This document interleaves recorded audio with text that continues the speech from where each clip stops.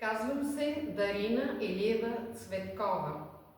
Членувам в художествено-творчески клуб «Факел» към Народно читалище «Факел» 1926, село Зверино.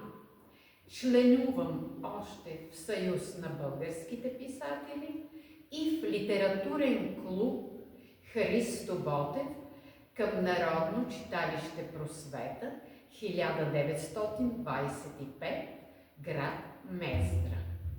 Ще ви прочета стихотворението «Такава ти не се боиш».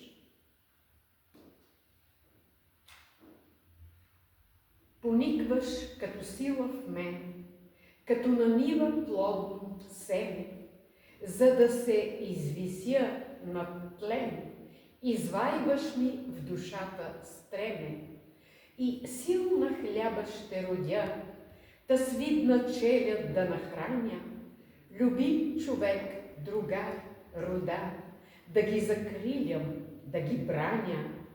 Ти, нежна песен, роман на поточе, приказка красива, вселена властна огнена, изпепеляваща и дива, тих пристан, лъчезарен бряг, стихия в океанска бездна, светлик, прозорче на маяк, умайваща сирена звездна, безумно дивна страстна нощ, загадъчната Магдалена, дете новородено в кош и вярност майчина смирена.